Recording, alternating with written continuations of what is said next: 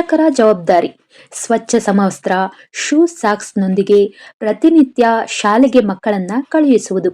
ಗೈರು ಹಾಜರಾದ ಸಂದರ್ಭದಲ್ಲಿ ಮಕ್ಕಳ ಡೈರಿಯಲ್ಲಿ ಕಾರಣ ಸಹಿತ ನಮೂದಿಸಿ ಸಹಿಯನ್ನ ಹಾಕುವುದು. ತಮ್ಮ ಮಕ್ಕಳ ಪ್ರಗತಿಗಾಗಿ ಶಾಲೆಗೆ ಭೇಟಿ ನೀಡುವುದು.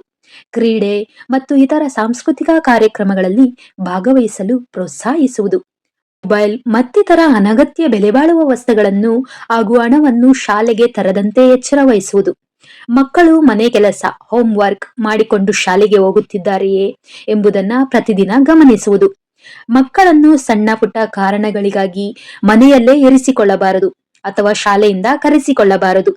ಸಮುದಾಯದತ್ತ ಶಾಲಾ ಕಾರ್ಯಕ್ರಮದಲ್ಲಿ ಪಾಲ್ಗೊಂಡು ಮಕ್ಕಳ ಪ್ರಗತಿ ಹಾಗೂ ಶಾಲೆಯ ಪ್ರಗತಿಯ ಬಗ್ಗೆ ಸೂಕ್ತ ಸಲಹೆ ಹಾಗೂ ಸೂಚನೆಗಳನ್ನ ನೀಡುವುದು.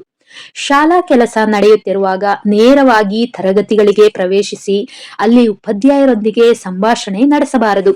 ತಮ್ಮ ಮಕ್ಕಳ ಶಿಕ್ಷಣವು ಉತ್ತಮ ಗುಣಮಟ್ಟದಾಗಬೇಕಾದರೆ ಪಾಲಕರು ಹಾಗೂ ಪೋಷಕರ ಸಹಕಾರ ಅತಿ ಅಗತ್ಯವೆಂಬುದನ್ನ ತಿಳಿಯುವುದು. ಮಕ್ಕಳನ್ನು ಅಪರಿಚಿತ ವ್ಯಕ್ತಿಗಳೊಂದಿಗೆ ಕಳುಹಿಸಬಾರದು.